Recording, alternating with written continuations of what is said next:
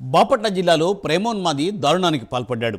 చెరుకుపల్లి మండలం కనగాల గ్రామంలో తన ప్రేమను అంగీకరించడం లేదంటూ భార్గవరెడ్డి అనే యువకుడు యువతి ఇంటికి వెళ్లి చాకుతో దాడి చేశాడు. ఈ దాడిలో యువతి ఆమె తల్లిదండ్రులు గాయపడ్డారు. బాధితులు రేపెల్లా ప్రభుత్వ ఆసుపత్రిలో చికిత్స పొందుతున్నారు. పోలీసులు కేసును నమోదు చేసి దర్యాప్తు చేస్తున్నారు.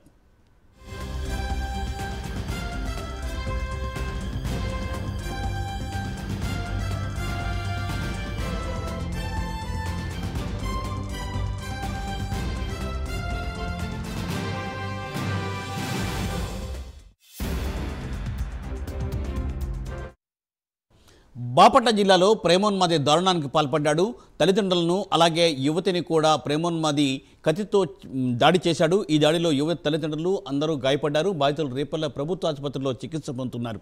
దీనిపై మరింత సమాచారాన్ని మా ప్రతినిధి రవికృష్ణ అందిస్తారు. రవికృష్ణ, మూర్తి, ఏదైతే ఒక ప్రేమోన్మాది సరాసరి యువతి ఇంటికి వెళ్లి ఆ యువతి ఇంట్లో ఉన్నటువంటి వాళ్ళందరి మీద కూడా దాడి చేసిన ఘటన అయితే ఇక్కడ ఆ చెరుకుపల్లి మండలం కనగాలలో జరిగింది.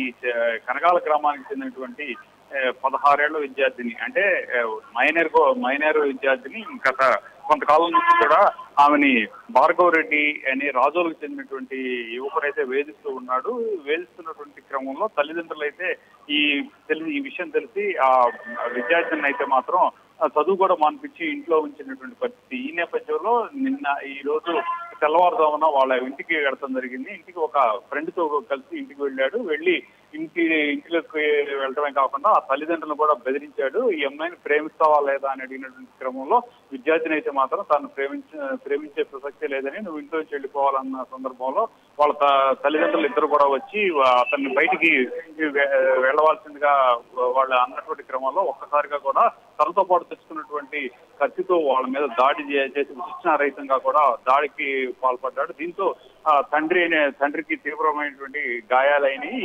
ఈ నేపథ్యంలో తండ్రి మస్తాన్ వలి, అదే విధంగా కూడా ఆరిఫ్ యువతి తల్లి ఆరిఫ్ కూడా గాయాలైన తర్వాత ఈ సంఘటన చేసుకున్నటువంటి స్థానికులు అక్కడికి రాగానే వెంటనే అక్కడి నుంచి కూడా ఎవరైతే ప్రేమోన్మాది ఈ భార్గవరెడ్డి ఉన్నాడో అక్కడి నుంచి పారిపోవడం జరిగింది. వెంటనే పోలీసులకి సమాచారం అందించారు. అదేవిధంగా కూడా గాయపడినటువంటి వీళ్ళ 20ని కూడా రేపల్ల ప్రభుత్వ ఆసుపత్రికి తరలించిన క్రమంలో వాళ్ళకైతే ప్రజెంట్ అయితే మాత్రం వైద్య సేవలు అయితే అందిస్తున్నారు. అయితే తండ్రికి మాత్రం తీవ్రంగా గాయాలైనట్టు తెలుస్తుంది.